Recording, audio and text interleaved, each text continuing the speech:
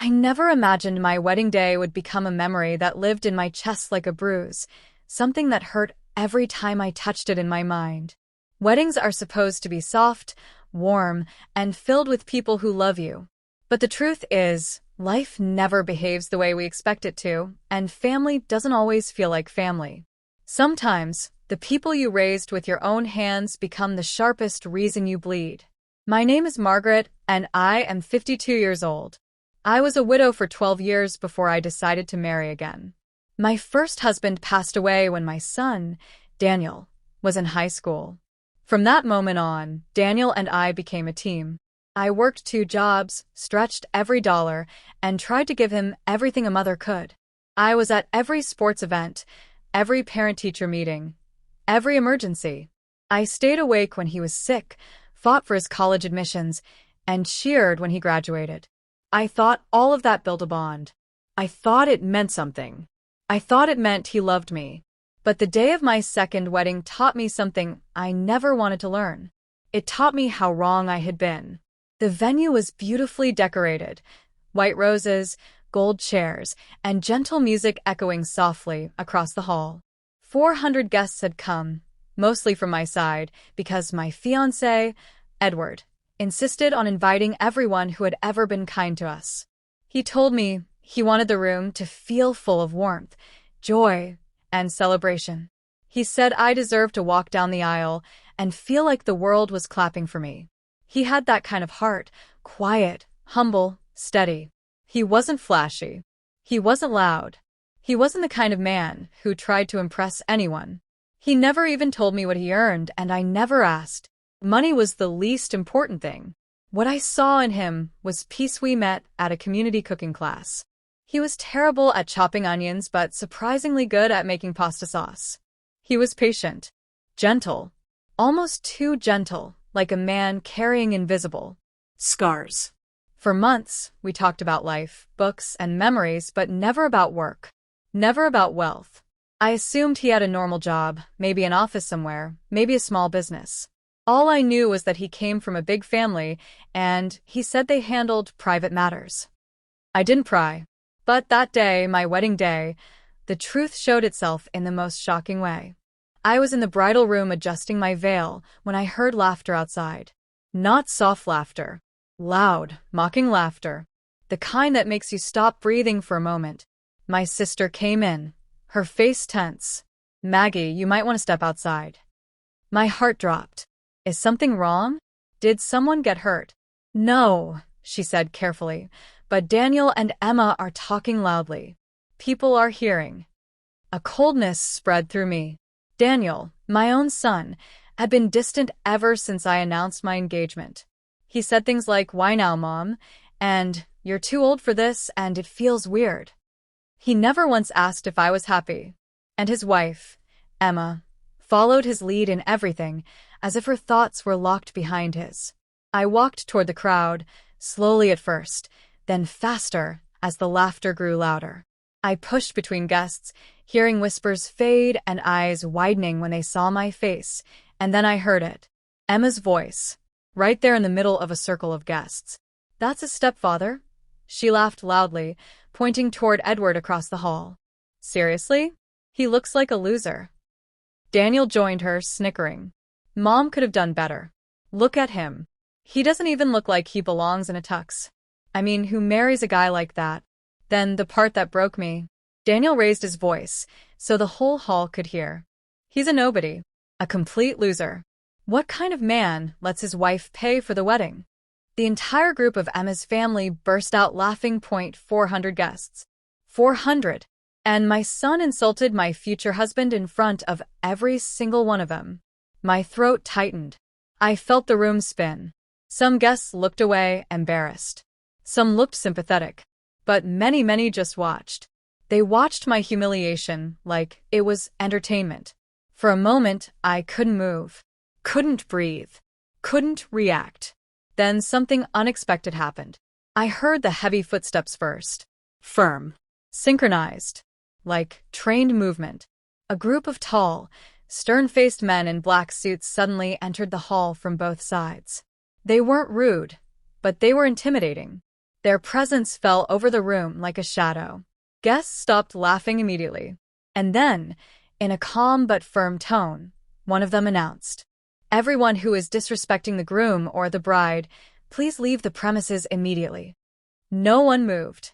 The man repeated, louder this time, "This is not a request." Another man nodded, signaling his team. Within seconds, Emma's entire family and everyone standing near Daniel was escorted out of the hall. They protested, yelled, complained, but the men didn't flinch. They guided them right out of the venue, through the main doors and into the parking lot. The laughter died instantly. Silence spread like smoke. I stood frozen. I had no idea what was happening. Who were these men? How did they know what happened? Why were they here? And the biggest question, why were they protecting Edward? One of the men walked up to me, bowed his head respectfully, and said, "Ma'am, the groom ordered us to ensure you do not face disrespect on your wedding day." The groom ordered them? Edward? My quiet, gentle Edward? What was happening? My son, still shocked, tried to push his way back inside. "You can't do this. This is my mom's wedding." But the men blocked him, "Sir." One of them said sharply, "You insulted the groom. You insulted the bride. You are not welcome." Daniel pointed at me from outside the door. "Mom. "Tell them to let me in. Tell them." But I couldn't speak, because at that very moment, Edward approached from behind the men. He looked calm, not angry, not shaken, just calm, like a man who had dealt with this kind of situation 1,000 times before. Daniel yelled again, "Mom, he's using you.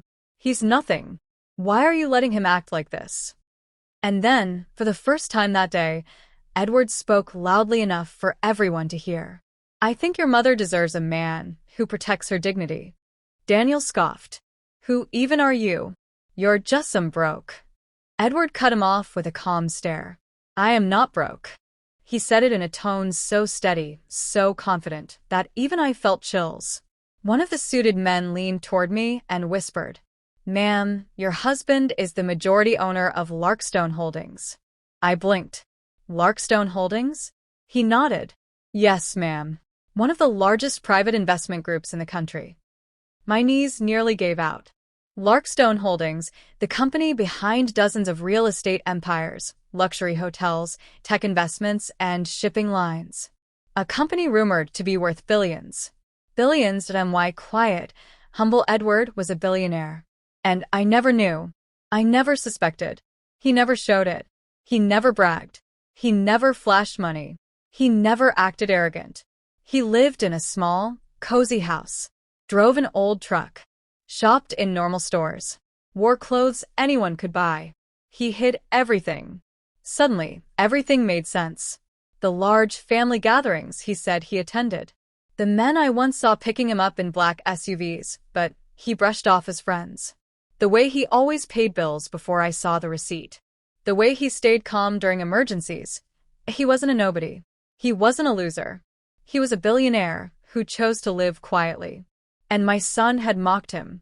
In front of 400 people. The shame that filled me at that moment was deeper than anything I had felt in my life. I love my son. I raised him. I sacrificed myself for him. But in that moment, watching him stand outside, red-faced, furious, and entitled, I realized something heartbreaking. He did not love me the way I loved him. Because if he did, he would never humiliate me like that. Emma screamed from outside. "This is insane. He's just pretending. No one can prove he's rich." Edward didn't respond to her.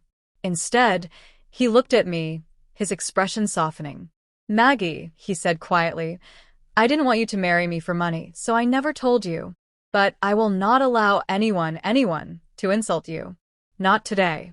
Not ever." I felt tears roll down my cheek. Not because of his wealth, but because of his protection. He wasn't angry for himself. He was angry for me, for the way my own son treated me. The men closed the doors, and the wedding resumed, but the atmosphere had changed. People whispered again, but this time with awe, not laughter. Someone said they recognized one of the security men from a political event. Someone else whispered that only CEOs or elites use teams like this. But I didn't hear any of it. I was frozen in place, watching Edward walk back toward the altar. The man I married that evening wasn't just a billionaire. He was a man who stood for me when my own blood did not.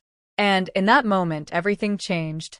The moment the doors of the wedding hall closed, the atmosphere inside shifted from chaotic tension to a strange kind-off silence, an uneasy hush that hovered over the guests like a question no one dared to ask out loud. The music had stopped when Daniel and Emma were escorted out, and even the flowers felt like they were holding their breath. I stood there, still frozen, my hands slightly trembling against the lace of my gown. Everything I believed about my life had just been rearranged. My son, my own flesh and blood, had humiliated my husband publicly. My husband, quiet, steady Edward, had revealed a side of his life I never even guessed existed. And 400 guests had witnessed the collision of two worlds I never knew were so far apart. My sister came up behind me, touched my elbow gently, and whispered, "Do you want to sit for a moment?" I shook my head. No, I'm okay. But the truth was, I wasn't okay. I was overwhelmed, confused, humiliated, and strangely proud all at once. Proud that Edward stood up for me. Proud that he didn't let disrespect slide. Proud that he refused to let me be treated like something disposable. But also heartbroken, because Daniel's behavior wasn't a small mistake. It was a reflection of something deeper. Something ugly. Something I had ignored for too long. A part of me wondered, did I raise him wrong? Did I give him too much? Did I fail him? Or did he fail me? But I had no time to unravel those questions. The ceremony was supposed to continue. The officiant, a calm elderly judge, stepped forward hesitantly. "Ma'am, sir, we may proceed whenever you are ready." Edward turned toward me. His expression was gentle, steady, comforting. "Only if you want to," he said. Those 4 words carried more respect than anything my son had shown me in years. I took a deep breath, wiped the remaining tears from my face, and nodded. Yes. "Let's finish this." We walked back toward the altar together. The guests stood, unsure if they should clap or stay silent. The judge resumed the ceremony as softly as possible, almost like he didn't want to disturb the fragile air in the room.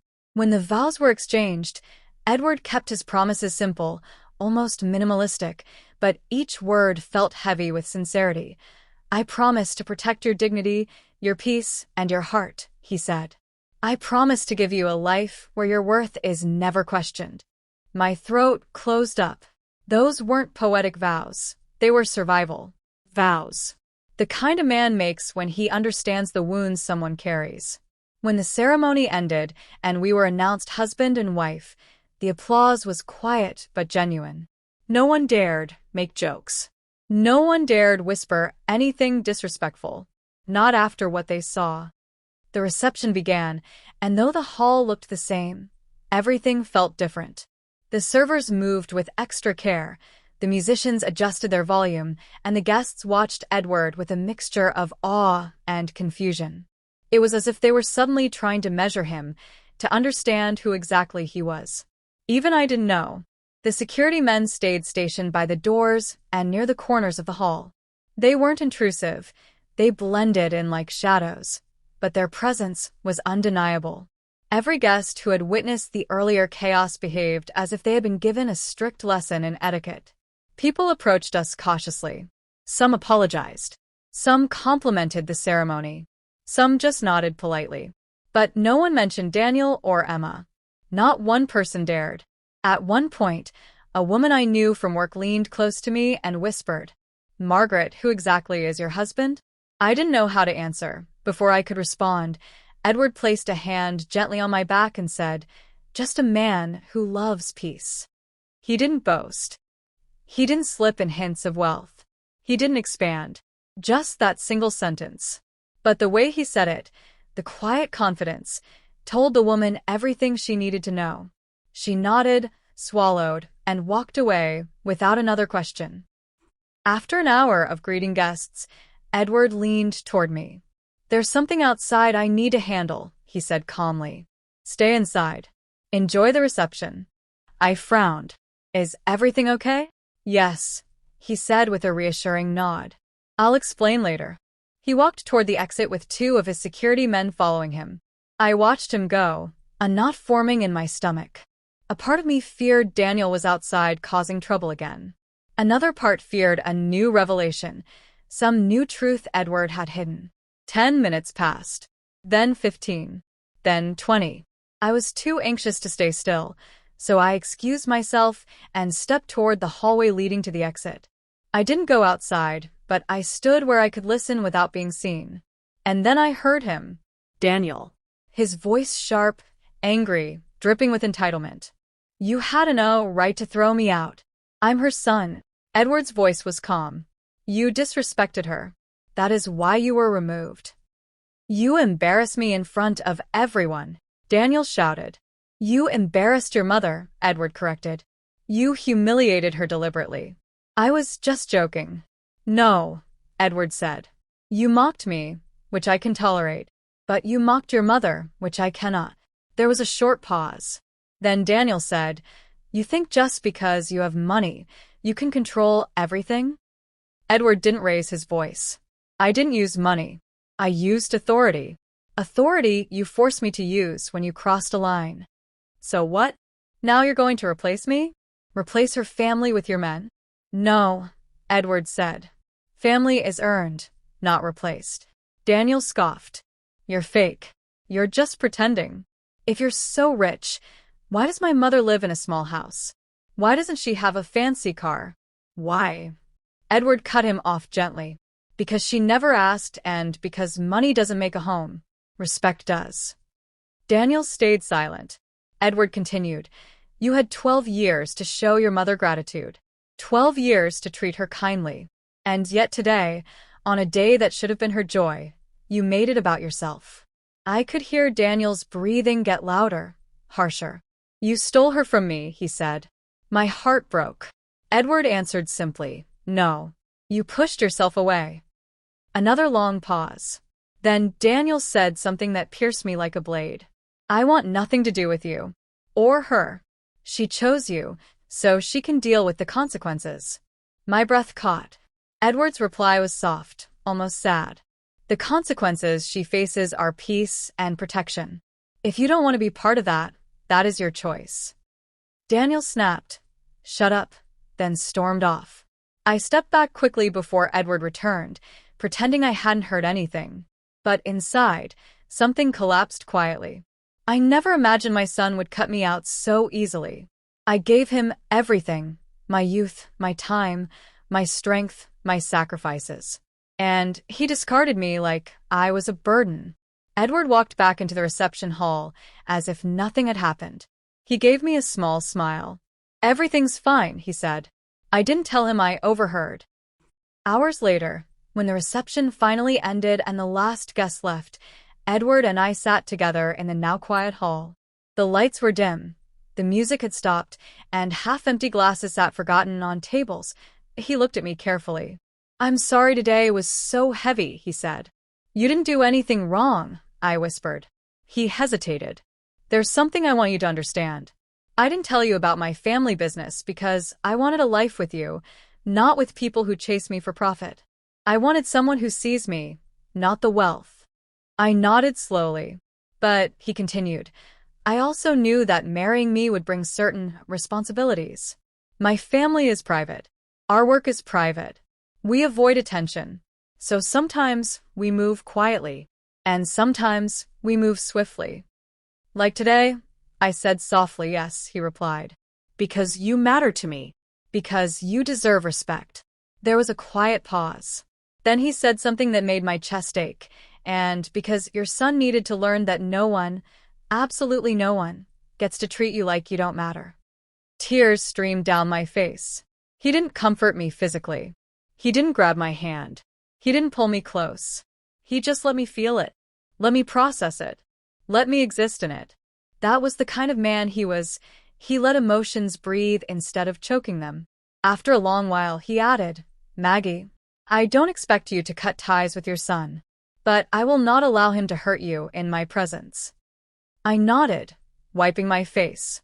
I understand. And he continued carefully, my life, my world will look different from what you are used to. But I promise, it will never control you. You will always have your freedom, your identity, your voice. I don't want a partner who is overshadowed. I want one who stands beside me. Those words settled inside me like a warm stone, solid, grounding. I wasn't marrying a billionaire. I was marrying a protector. A man who understood dignity better than wealth. A man who stood for me when my own son would not. A man whose silence held more weight than other people's shouting. And for the first time that entire day, I let myself breathe fully. We left the venue around midnight in a black SUV I had never seen before. The driver greeted Edward as Sir, and the vehicle interior felt luxurious in ways I wasn't used to. Not flashy, just refined, discreet, perfect. On the ride home. As the city lights passed by the windows, I asked the question sitting heavy in my chest. Do you think Daniel will ever come back? Edward took a slow breath. Yes. But not until he learns humility. Pride is loud, but regret is patient. I stared out the window, fighting another wave of tears. He added, when he comes back, I will not stand in the way. But I will also not let him hurt you again. I nodded, grateful beyond words. He didn't pretend everything would be fine. He didn't give false hope. He gave honesty. Something my son hadn't given me in years. That night, when we finally reached home, his home, our new home, I stepped into a life I never expected. The house was larger than anything I'd ever lived in, but still simple, still warm. No gold. No extravagance. No bragging. Just quiet comfort. But as I walked through the living room, I noticed something on the entry table. A letter. My name written on the envelope in familiar handwriting. Daniel's. My heart stopped. I picked it up with shaking fingers. The outside read, if you choose him, don't contact me again. Edward stood beside me silently, giving me space. My tears fell onto the envelope, blurring the ink. I didn't open it. I didn't have to, because the sentence on the outside was enough to break me. Enough to change everything. Enough to show me who my son truly was. And enough to confirm that the life I had stepped into with Edward was not just a marriage. It was the beginning of a battle I never expected to fight.